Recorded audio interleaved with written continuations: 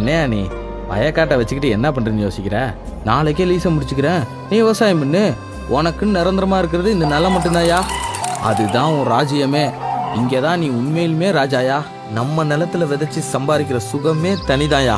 தம்பி, என்ன ஆனாலும் விவசாய நிலத்தை மட்டும் வித்துறாதையா. இன்னைக்கு இல்லைனாலும் இன்னைக்காவது ஒரு நாள் நமக்கு அது சோறு போடும்யா. நதி நடந்தா வயக்காடு முந்தி விரிக்கும் வல்லவனின்